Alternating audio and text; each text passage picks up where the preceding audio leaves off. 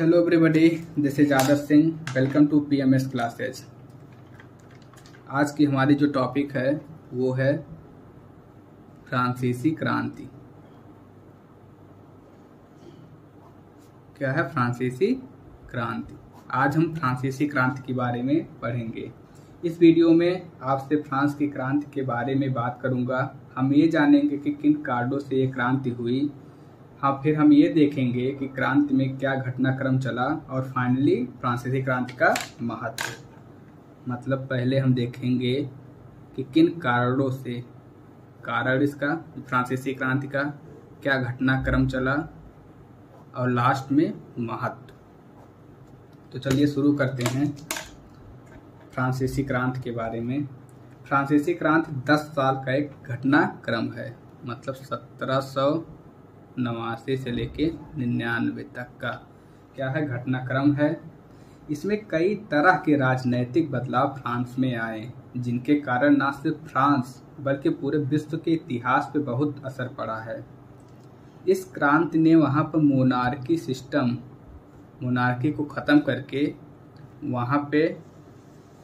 को ख़त्म करके गणतंत्र फ्रांस वहाँ पे गणतंत्र बन गया। इस क्रांति ने मोनार्की को फ्रांस में खत्म कर दिया और क्या बन गया? गणतंत्र बन गया। फ्रांस क्या बन गया? गणतंत्र बन गया। अब इसके बाद अगर हम उस समय के फ्रांसीसी समाज पर नजर डालें तो हम ये देखते हैं कि उस समय फ्रांस में भ्रष्टाचार बहुत बढ़ गया था। अपने चरम सीमा पर भ्रष्टाचार था। इसमें अगर मैप से आप लोग देखें तो ये फ्रांस हो गया, उसके बाद ये स्पेन हो गया, इधर पुर्तगाल हो गया, इधर क्या है? जर्मनी, ये जर्मनी हो गया। फ्रांसीसी क्रांति पढ़ने से पहले हम जरा फ्रांस के थोड़ा उस समय फ्रांसीसी समाज के ऊपर नजर डालें तो उस समय यूरोप में क्या था। यूरोप में देखिए, पूरे यूरोप में उस समय हर एक राष्ट्र में निरंकुश शासन था। निरंकुश शासन व्यवस्था थी। निरंकुश का क्या मतलब होता है कि वहाँ का जो राजा होता है वो बहुत शक्तिशाली होता है। राजा बहुत शक्तिशाली होता है और उसकी सत्ता पर कोई अंकुश नहीं होता है। उसकी सत्ता पर कोई अंकुश नहीं होता है। फ्रांस की गिनती यूरोप के शक्तिशाली राष्ट्रों में होती थी। फ्रांस में उस समय बुर्बो वंश का शासन था। किसका शासन था? बुर्बो वंश का शासन था। जिस समय एक क्रांति हुई उस समय फ्रांस में बुर्बो वंश का शासन था। उस समय वहाँ का शासक लुई 16वां था।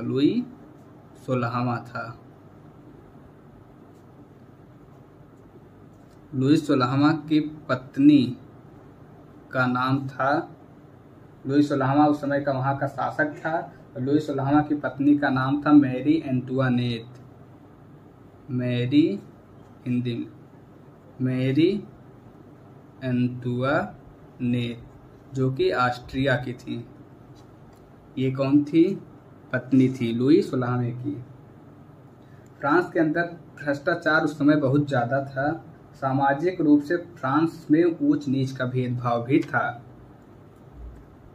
उस समय अगर हम देखें तो समाज में ऊंच नीच का भेदभाव भी बहुत ज़्यादा था। उस समय भेदभाव बहुत ज़्यादा था ऊंच नीच का। वहाँ पे जो उच्च लोग थे, उच्च लोगों को विशेषाधिकार प्राप्त थे। वहाँ पे जो उच्च लोगों को विशेषाधिकार प्राप्त थे, निम्न लोगों की स्थिति अच्छी नहीं थी। उच्च लोगों को तो विशेषाधिकार प्राप्त थे, निम्न लोग की स्थिति अच्छी नहीं थी। इनकी आर्थिक स्थिति नहीं अच्छी थी, इनके पास पैसों की कमी थी, आर्थिक स्थिति इनकी अच्छी नहीं थी। उसके बाद हम देखेंगे कि उच्च वर्ग को विशेषाधिकार प्राप्त रहते हैं, निम्न वर्ग की आर्थिक स्थिति नहीं अच्छी रहती है। मध्य वर्ग के जो लोग रहते हैं, ये आर्थिक स्थिति इनकी अच्छी होती है। और ये बुद्धिमान भी बहुत ज़्यादा होते थे।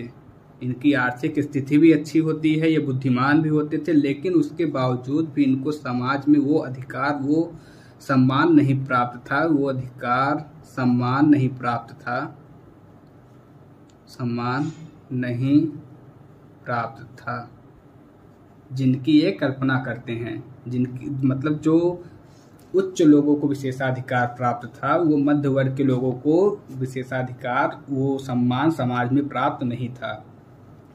क्यों? इनके पास आर्थिक स्थिति मजबूत होते हुए भी, इनकी बुद्धिमान होते हुए भी समाज में अपना वो सम्मान प्राप्त नहीं कर पाते थे जो उच्च लोगों के पास होते थे। ठीक है। उसके बाद हम देखेंगे कि इसमें हम ये भी पढ़ेंगे कि कैसे समाज में विभिन्न वर्गों के बीच तनाव है। अब फ्रांसीसी क्रांति के हम अगर कारणों को देखें तो इसमें सबसे पहले हम पढ़ेंगे फ्रांसीसी क्रांति के कारण में सबसे पहला कारण है सामाजिक कारण। सामाजिक कारण। उसके बाद हम देखेंगे कि इस क्रांति का राजनीतिक कारण। राजनीतिक कारण क्या है? उसके बाद हम पढ़ेंगे आर्थिक कारण। आर्थिक कारण। फिर उसके बाद हम लोग पढ़ेंगे बौद्धिक कारण। इस क्रांति का बौद्धिक कारण क्या रहा? उसके बाद हम देखेंगे अमेरिकी क्रांति। अमेरिकी क्रांति भी कुछ हद तक फ्रांस की क्रांति के लिए जिम्मेदार थी। और फिर लास्ट में हम देखेंगे तात्कालिक कारण। तात्कालिक कारण।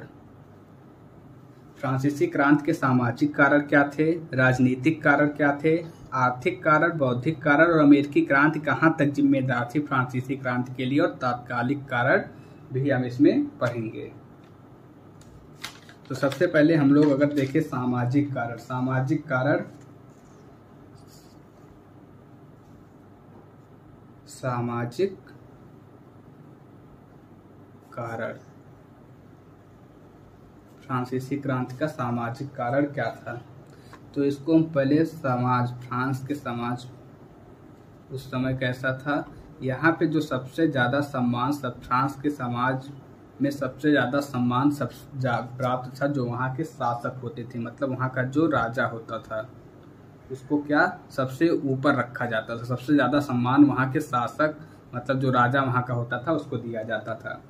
इसके बाद वहाँ पे आते थे पादरी वर्ग। जो पादरी वर्ग के लोग थे, इनको राजा के बाद सबसे ज़्यादा सम्मान पादरी वर्ग को दिया जाता था। इसके बाद इसमें आते हैं सामंत लोग।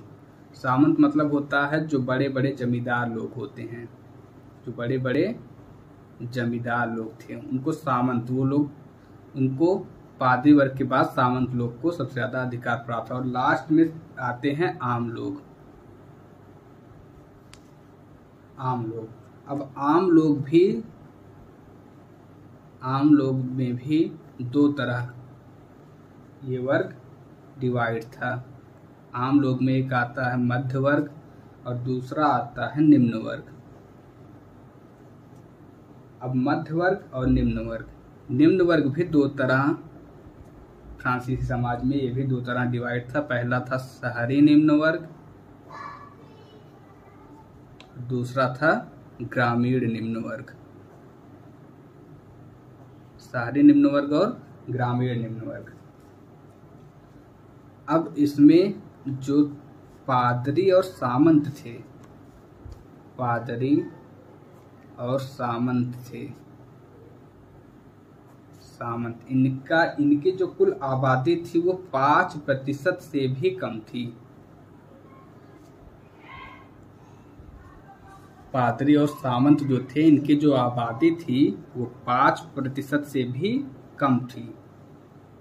वहीं आम लोग की आबादी 95% लगभग थी।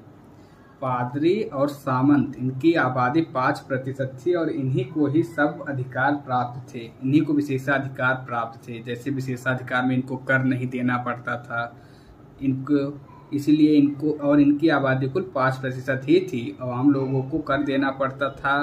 इनकी आबादी कुल मिला के 95% थी।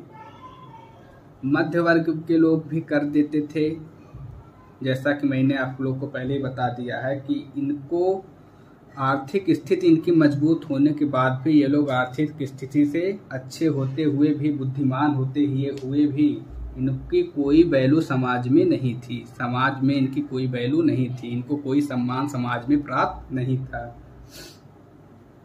तो ये सब जो सामाजिक तनाव की स्थिति थी वो बहुत लंबे समय से थी फ्रांस में और अब ये सुधारों की मांग कर रही थी।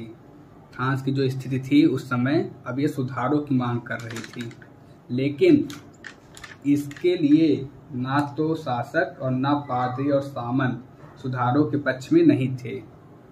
मतलब जो यहाँ के जो शासक थे, राजा थे और पादरी सामंत जिनको विशेषाधिकार प्राप्त था, वो नहीं चाहते थे कि समाज में कोई सुधार हो, वो सुधारों के पक्ष में नहीं थे। और जब परिस्थितियां विस्फोटक हो और शासक वर्ग सुधार नहीं करेगा तो क्या होगी? क्रांति ही होगी। तो क्रांति ही होती है। यहाँ पे ये लोग सुधार चाहते थे, लेकिन शासक और पादरी सामंत ये लोग सुधार नहीं चाहते थे। ये लोग नहीं चाहते थे कि सबको समाज में एक वर्ग जैसा अधिकार, एक तरह का अधिकार प्राप्त हो, सबको एक तरह का सम्मान दिया जाए। ये लोग चाहते थे बस हमें कोई सम्मान जैसा वैसा रहे। सामाजिक कारण में फ्रांसीसी समाज असमानता पर आधारित समाज था।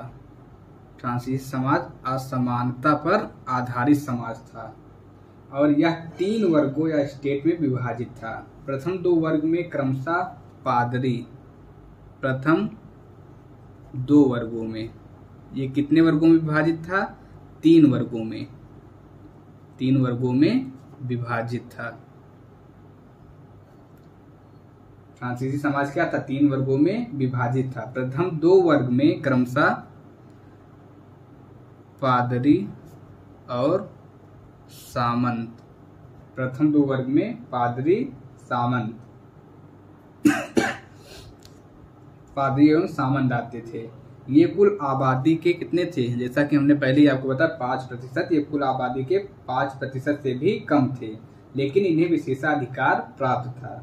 जैसे विशेषाधिकार में क्या क्या इनको जैसे विशेषाधिकार प्राप्त थे?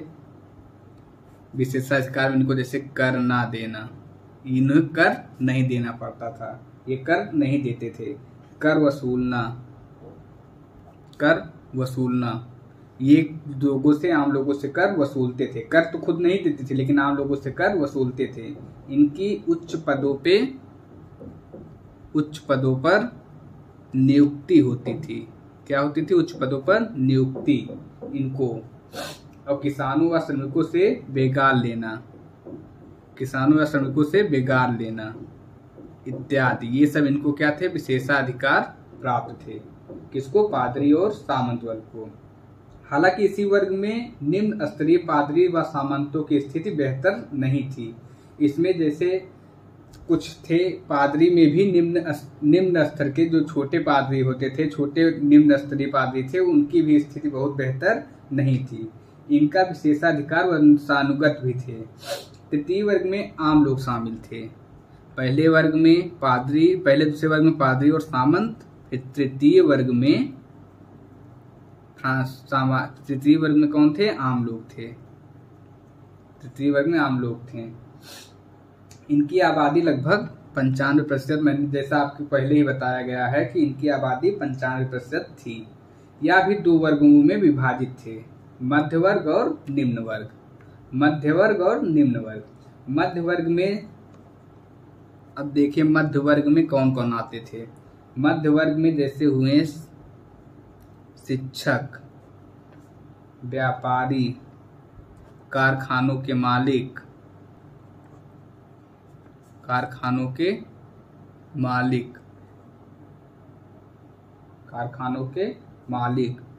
वकील, ये सब जो लोग थे किसमें आते थे? ये सब निम्न वर्ग में, ये सब जो है मध्य वर्ग में आते थे। उसके बाद इनकी आर्थिक और बौद्धिक रूप से इनकी स्थिति बेहतर थी, लेकिन राजनीतिक व सामाजिक रूप से इन्हें वह महत्व प्राप्त नहीं था जिनकी ये अपेक्षा करते थे। अतः सामाजिक असंतोष का होना स्वाभाविक था। क्षेत्रीय दृष्टिकोण से निम्न वर्ग को भी दो वर्गों में विभाजित कर सकते हैं, शहरी एवं ग्रामीण। शहरी और ग्रामीण, निम्न वर्ग भी दो वर्ग में विभाजित थे, शहरी और ग्रामीण। शहरी वर्ग में जैसे आते थे मजदूर हो गए, कारीगर हो गए, ये सब किसमें शहरी में आते थे। शहरी वर्ग में मजदूर कारीगर आते थे और इन पर भी तरह तरह की बंदिशें लगी हुई थी। जैसे किसी नई जगह पर कार्य करने से पहले जो पुराने मालिक होते थे उनसे इनको अपना आचरण प्रमाण पत्र बनवाना पड़ता था। जो मजदूर होते थे, कारीगर होते थे, इन पे ये बंदिशें थी कि जहाँ पे ये पहले काम करते थे वहां पे अगर छोड़ के कहीं दूसरी जगह पे ये जाना चाहते थे तो इनको अपने जो पुराने मालिक थे उन पुराने मालिक से इनको अपने आचरण प्रमाण पत्र बनवाना पड़ता था, तब इनको नए जगह पे काम मिलता था। आचरण प्रमाण पत्र ये बनवाते थे तब इनको नए जगह पे काम मिलता था। इसी प्रकार ग्रामीण क्षेत्र में भूमिहीन किसानों व श्रमिकों पर करों का बोझ बहुत अधिक था। जो ग्रामीण थे, ये किसान लोग, इन पे क्या था, करों का जो बोझ था वो बहुत ज्यादा था। राज, पादरी व सामंत तीनों ही इनका शोषण करते थे। जो राज मतलब शासक था, ये सब जो है पादरी थे, सामंत थे, ये सब मिलके तीनों मिलके इनका क्या करते थे, शोषण करते थे। इनसे बेगार भी लिया जाता था।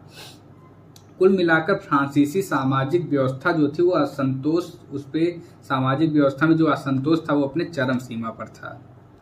अब इसके बाद हम लोग दूसरे देखेंगे कि आर्थिक कारण क्या।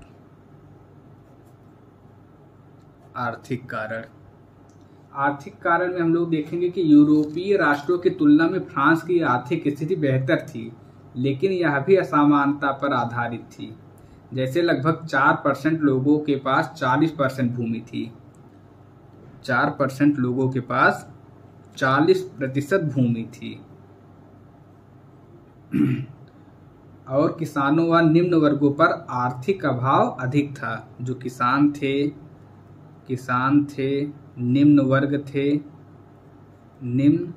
वर्ग, इन पे क्या था, आर्थिक अभाव अधिक था। इन पर आर्थिक अभाव अधिक था। क्रांति पूर्व के 2 दशकों में फ्रांस में विभिन्न कारणों से आर्थिक संकट गहराया। जैसे अमेरिकी क्रांति में भाग लेने के कारण राज्य पर आर्थिक बोझ बढ़ा। जब उन्होंने अपने फ्रांस ने जो है अमेरिका को हथियार वगैरह सब सप्लाई किए थे तो उस पर वहाँ पे आर्थिक क्षति पहुंची फ्रांस में, जिसकी वजह से वहाँ पे आर्थिक स्थिति क्या हुई, कमजोर पड़ गई। आर्थिक संकट वहाँ पे गहराया और अमेरिकी क्रांति में भाग लेने के कारण राज्य पर आर्थिक बोझ जब बढ़ गया तो 1780 के दशक में ब्रिटिश वस्तुओं के आयात के कारण बेरोजगारों की संख्या बढ़ी तथा क्रांति से ठीक पूर्व प्राकृतिक कारणों से फसलों को नुकसान हुआ। एक तो यहाँ पे आर्थिक कारण फ्रांस का खराब हुआ अमेरिकी क्रांति, ऊपर से फिर फ्रांस प्राकृतिक कारणों से क्या हुई, फसलों को नुकसान हुआ।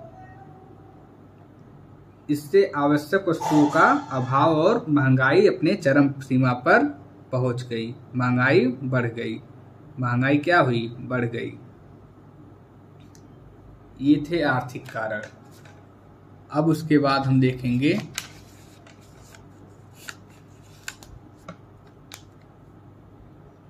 तीसरा क्या था, राजनीतिक कारण। राजनीतिक कारण, किसी भी राज्य में व्यवस्था परिवर्तन के पीछे शासक की योग्यता अयोग्यता का विशेष महत्व होता है। फ्रांसीसी क्रांति भी इसका अपवाद नहीं है। लुईस 16वें के शासन में रुचि नहीं थी। जो लुईस 16वां था वहां पे, लुई 16वां, इसका शासन में कोई रुचि नहीं थी। लुई 16वें के शासन में कोई रुचि नहीं थी और जो इनकी पत्नी थी महारानी का प्रशासन में निरक्षर हस्तक्षेप, ये जो इनकी पत्नी थी ये प्रशासन में हमेशा हस्तक्षेप करती रहती थी और अनावश्यक व्यय से समस्याएं और बिगड़ने लगती थीं। फ्रांसीसी समाज में भ्रष्टाचार अपने चरम सीमा पर था और योग्य मंत्रियों की सलाह को राजा के द्वारा महत्व नहीं दिया जा रहा था। इन परिस्थितियों में क्रांति तो होनी ही थी। जो वहां पे योग्य मंत्री हुआ करते थे, योग्य मंत्री जो होते थे, ये जो सलाह राजा को देते थे इस पे कोई राजा का मतलब कुछ, इस पे राजा अपना महत्व कुछ नहीं देता था, राजा इस पे कोई महत्व नहीं देता था। अब उसके बाद हम देखेंगे बौद्धिक कारण।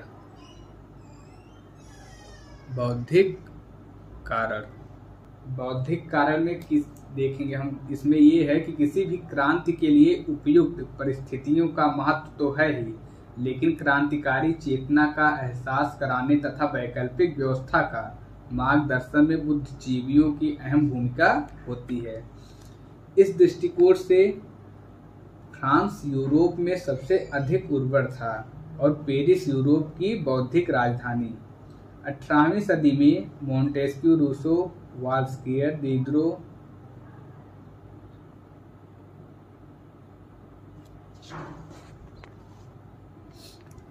कुछ अर्थों में अमेरिकी क्रांति भी फ्रांसीसी क्रांति के लिए उत्तरदायी थी। जैसे अमेरिकी राष्ट्रवादी जिन विचारों को आधार बनाकर संघर्ष कर रहे थे उस पर फ्रांसीसी बुद्धिजीवियों का प्रभाव था तथा अमेरिका से लड़ने वाले फ्रांसीसी सैनिकों को उसने प्रभावित किया। साथ ही अमेरिका स्वतंत्रता संघर्ष में भाग लेने के कारण फ्रांस का जो आर्थिक संकट गहराया और राजा को कई ऐसे निर्णय लेने पड़े थे जिससे समाज क्रांति की ओर अग्रसर हुआ। यहाँ अमेरिकी क्रांति में जो फ्रांस की तरफ से फ्रांसीसी सैनिक लड़ रहे थे वो फ्रांस में क्रांति के लिए कहाँ से प्रेरित होते? अमेरिकी क्रांति से ही। सैनिक जो थे अमेरिकी क्रांति से ही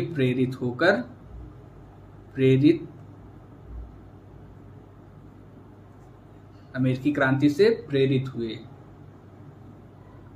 और जब आर्थिक संकट अमेरिकी क्रांति की वजह से फ्रांस में जो है अमेरिकी क्रांति की वजह से फ्रांस में जब आर्थिक संकट गहराया तो उसी की वजह से राजा को कुछ ऐसे निर्णय लेने पड़े जिससे क्या हुआ, समाज क्रांति की ओर अग्रसर हुआ, मतलब बढ़ा। अब उसी में